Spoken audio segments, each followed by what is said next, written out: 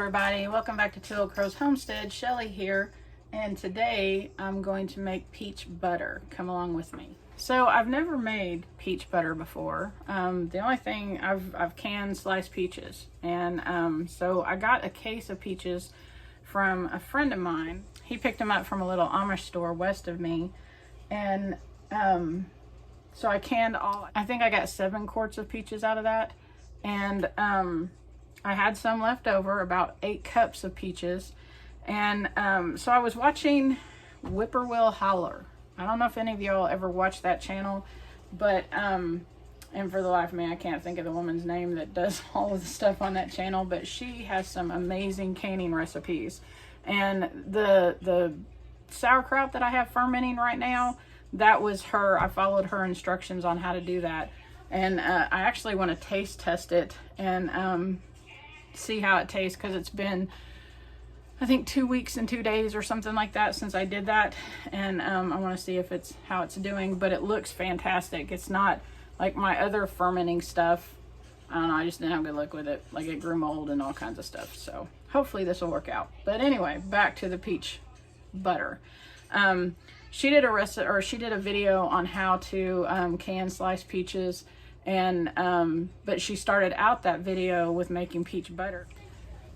It's her recipe, and so it's not exactly like what's in the ball canning book, but the processing time is still the same. So I'm confident that it will turn out fine. The only difference is I already blended up my peaches that I had left over, and they've been in my fridge. I think I processed them on Friday or something like that, and so they've been in my fridge. In her video, she has like just big chunks of peaches. I didn't realize I was supposed to keep them in big chunks, and maybe it doesn't matter, we'll see, I don't know.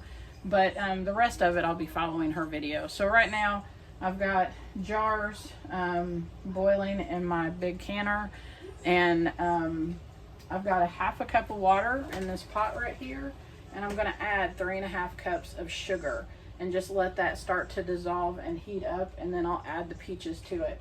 I've also got my lids back here in the back boiling, and yeah, just give me a minute to get it all together. Okay, so I've got my ½ cup of water in here, and on a spoon. I've got 3½ cups of sugar right here, and I don't use white sugar from the store or whatever. I use pure cane sugar, so this probably isn't going to get that clear consistency that you get with white sugar, so I'm just going to pour that in there, but that's fine with me. I'll stir that around a little bit, turn this on.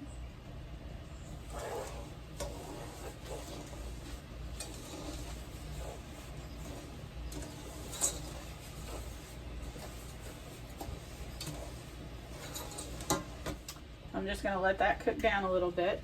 Now, you need about 8 cups of peach, chunks or whatever, and that's what I had before I ended up blending that down. But it's a little bit less because I blended it down. So I'm just going to add it, and we'll see how it turns out.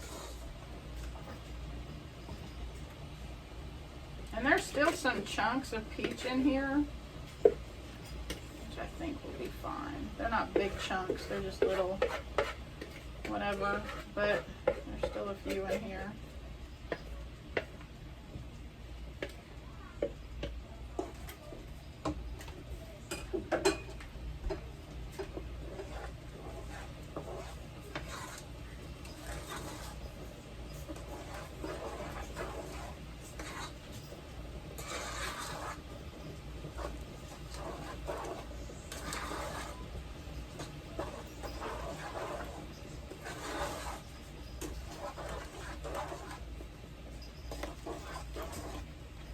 Alright, so basically what's going to happen is I'm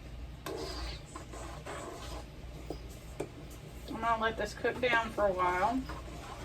There were a few big pieces in there. But I'm going to let this cook down for a while. And then I'm going to get my candy thermometer. And once this reaches 220 degrees, it'll be ready to can. I'm going to wait a little bit. I'm going to add about a half a teaspoon of cinnamon and a teaspoon of vanilla. But I'm going to wait a minute before I do that. So I'm just going to let this heat up.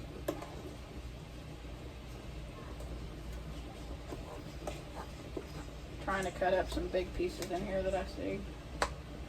I don't think it's going to make that big a difference, but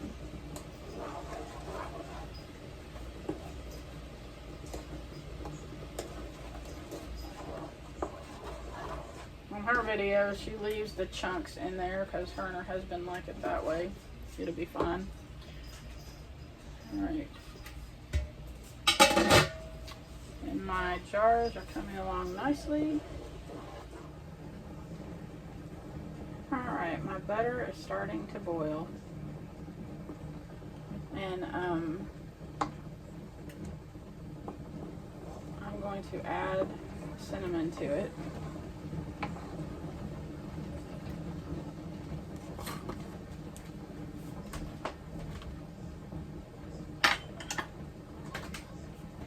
So, just about half a teaspoon.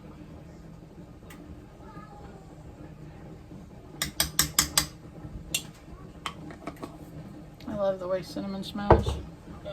Love it. It's one of my favorite smells.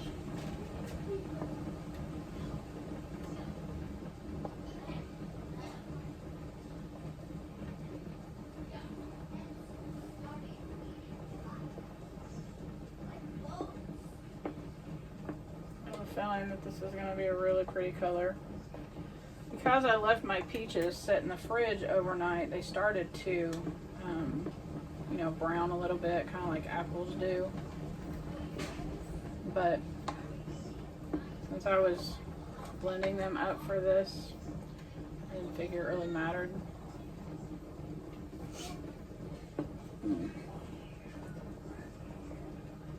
Oh, this smells so good.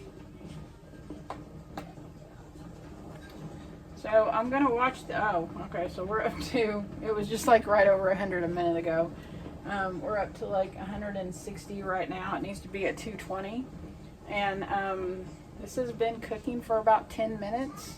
So she said in the video it takes roughly 15 minutes, and it looks like that's what's going to happen here. But I'll add my vanilla at the last. And I've got, I'm not sure how much this is going to make, but I've got some hot jars. Sometimes I don't know, I'm not using my brain. But I've got some half pint jars. I've got one little 1/4 pint jar here, and then I've got some pint jars. So I'm sure that I have enough jars for all of this. I probably won't use all of them, but they're all sterile and ready to go.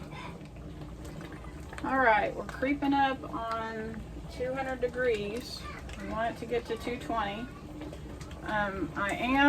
I'm not continuously stirring it, but I am, you know, stirring it just so it doesn't scorch on the bottom. It's kind of like making fudge. If you don't stir it, it'll get nasty. So getting ready to can these, some things to remember that you need for canning. You need a ladle. This ladle, you can find this ladle in the canning department or the area where they have canning stuff. It's awesome because that will hook on the side of my pan and not slide down into the pan. That's why every canner loves this spoon. You see all kinds of people using them. Well, maybe not every canner. There'll be somebody out there that'll be like, I don't like that spoon. Whatever. I love this spoon. You're also going to need a funnel. This funnel actually comes with an attachment that will make it go down to like a smaller hole if you need it to. You'll need a jar picker upper, whatever this thing is called. And this isn't necessary, but it's handy. It's just a magnet to pick up your lids.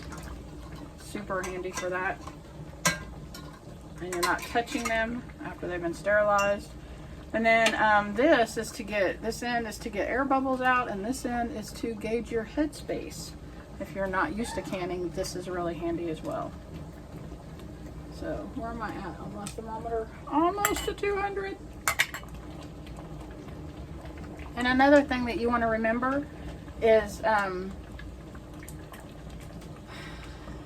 you want hot, if you're putting hot stuff, if you're canning hot stuff like this is boiling, you want this to go into hot jars and then go into a hot canner. Okay? So you want your water over here. My water's still boiling from where I was sterilizing them.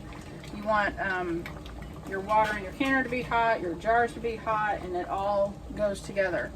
If you don't, you run the risk, like if you have hot liquid and cold jars and a cold canner, or you know, whatever, if they're not all comparably the same temperature, you can run the risk of busting your jars. So if you're cold packing something, like when I can the peaches, I sterilized my jars. I actually sterilized them. I just put them in the oven and heated them up. But they had been sitting out for a little while. I sliced up all my peaches and filled up the jars. And then I heated up, I put them in a light corn syrup, and I heated that up to dissolve the sugar, but it wasn't like boiling hot like this. We poured that in there.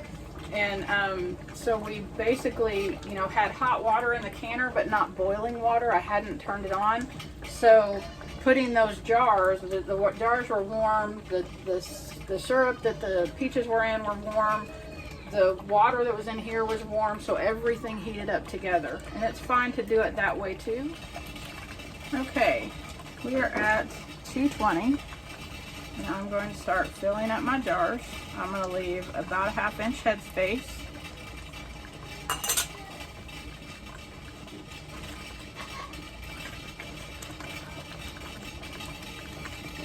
Ooh, ow.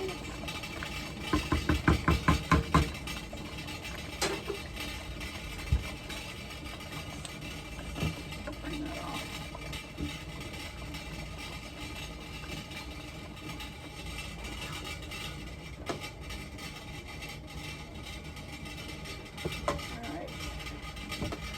That. So I'm going to check the headspace. Got too much in that one. So if that happens, you can just take a little bit out and add it to another one until you get what you need.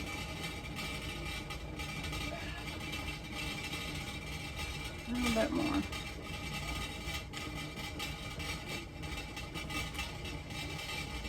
There we go. Now I've got too much in this one.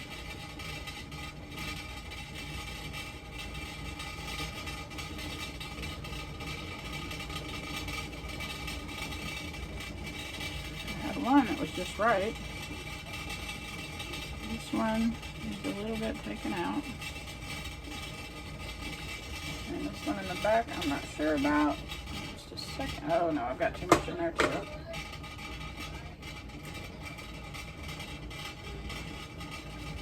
Alright, all that's done.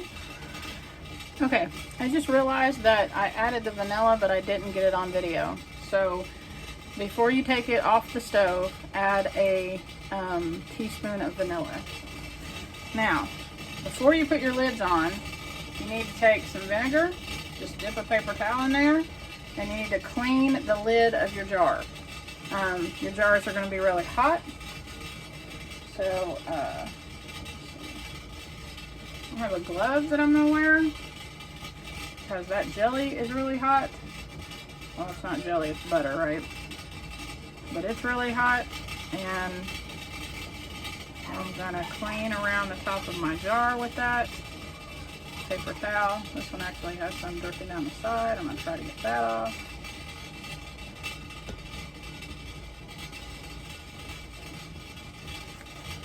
And I'm going to put a lid on. And screw the lid down, finger tight. So let me clean all those lids or the tops off, and I'll be right back. Alright, so I'm going to put my jars into my canner. My canner is boiling, and that's fine because my peach butter was boiling. So it's all good. When you put them into your canner, you need to make sure that your water is over the top of the jar by about an inch.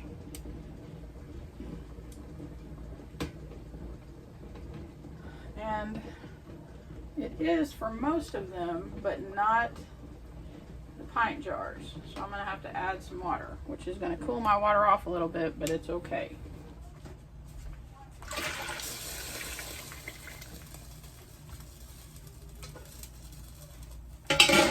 If you're unsure as to how much water you need, it's best to keep like a kettle on your stove with water heating up, even boiling, that you can pour over the top, and that's not going to mess up your processing. But I didn't do that, and that's okay. So I added hot tap water to this, and so it cooled my water off because that water wasn't boiling. But the only thing you need to do is wait for it to come back to a boil. Once it starts boiling, then you set your timer for 10 minutes and let it process. I ended up with 2 pint jars, 2 half-pint jars, and a 1/4 pint jar. So was that 3 1/4 pints? And I'm gonna let this process for 10 minutes and then it'll be finished. And by the way, I tried what was left in my pan. Y'all, this is fire. Like, it is so good. Oh my God. I can't wait to like spread it on a bagel or on toast or something. Oh my, it tastes so good. Give this recipe a try. I'll put a link to Whippoorwill Holler. I don't know why I have a problem saying whippoorwill. Whippoorwill Holler. I'll put a link to their video down in the description. And if you have some extra peaches, give it a try. It is really, really good. Talk to you later. Bye. Yummy, yummy, yummy. Yeah, God bless you. Have a great day.